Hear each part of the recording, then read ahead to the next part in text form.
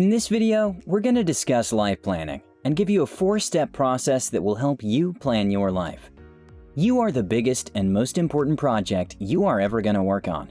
With every decision and action you take each day, you're deciding whether you will live a life filled with abundant happiness or misery. Think about it. We're bound by restraints such as time, money, willpower, and resources. However, many of us go through life without an agenda.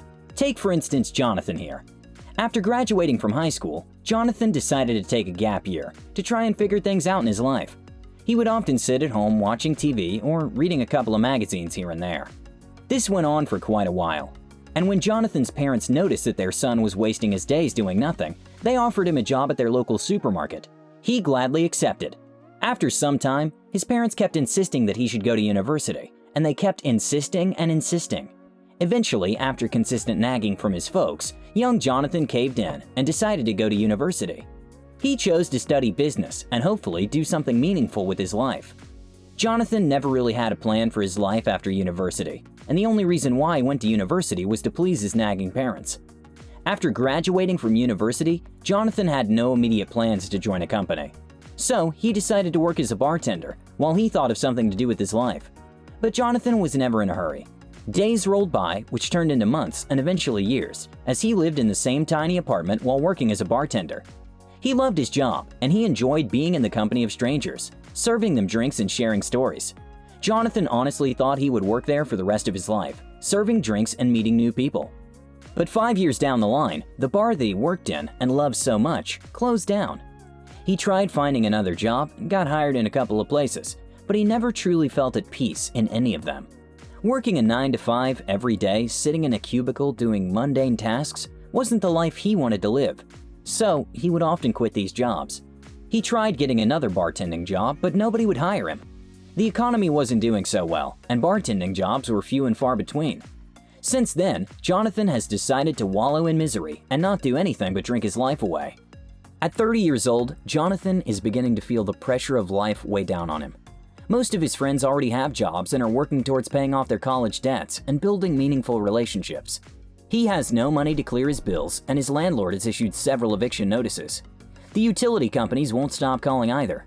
Interestingly, Jonathan has chosen to blame life for his misfortunes by saying that it's not his fault things aren't working out. His friends are already used to hearing him say, "Why is this happening to me? Why is life punishing me? What did I do wrong? I mean, I'm a nice guy.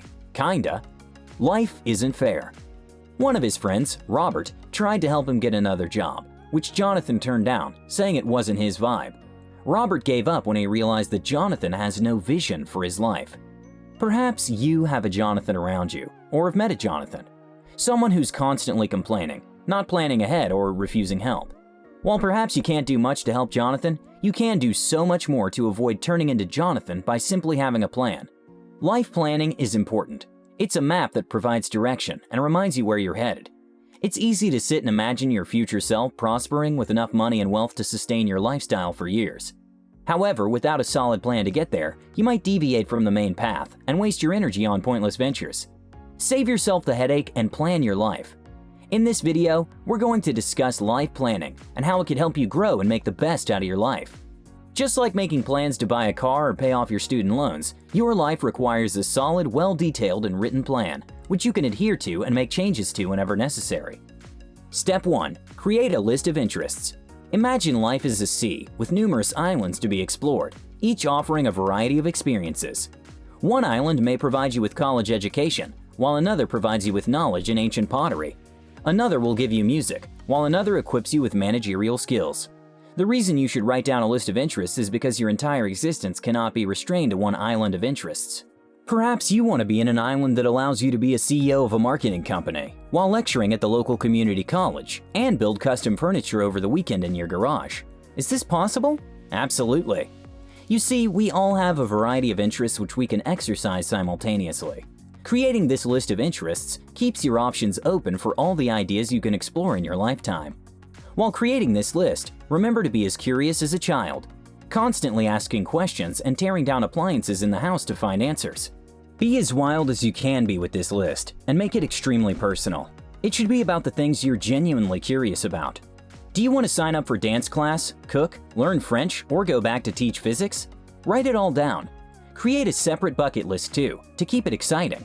After you've prepared your extensive list, move to the next step. Step 2. Carry out your research. Successful projects are based on sound research, and your life should too. Research allows you to see the bigger picture without having to go through it. A wise man once said that the future exists now, in scattered patterns. This simply means that there are people around you who have pursued the path you desire to take. For instance, if you plan to pursue dancing, there are numerous dancing coaches you can talk to and find out where to begin. If you want to start racing cars, there are numerous drivers out there who will tell you what it takes. Engage people in conversations and listen to their perspectives and advice. This will help you gauge if you have the requisite resources to pursue an idea. It will also help you prepare for the future.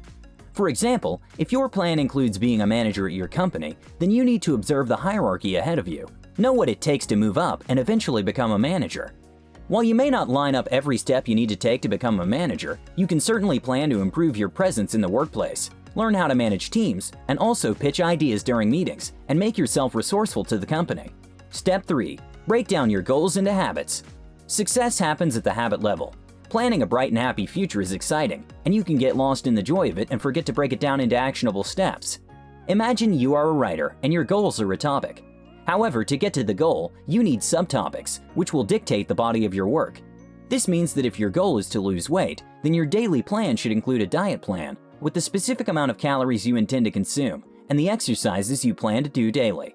If your goal is to write a book, then your plan should include strategies to write 2,000 words every week, or perhaps 100 words every day after getting up. The question to ask yourself at this point is, what habits do you need to develop to achieve your goal? Apply the rule of working in threes and develop 3 habits per goal.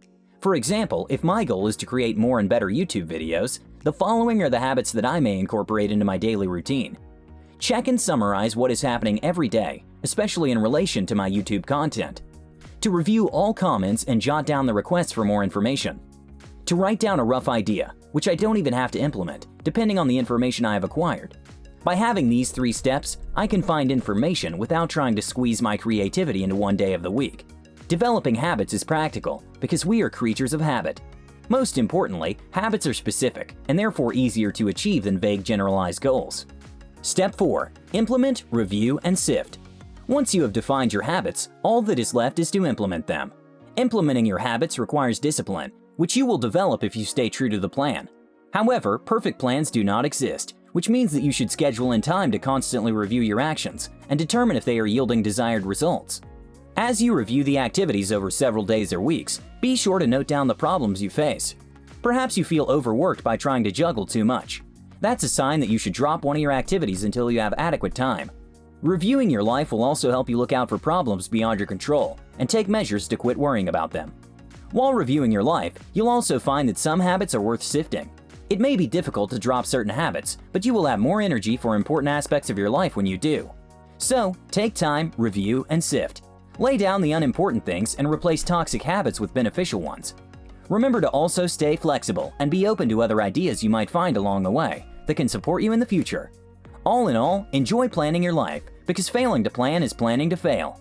Thank you guys so much for watching. Please share the video with a friend or two and leave your thoughts below. With that said, I will see you all in the next one.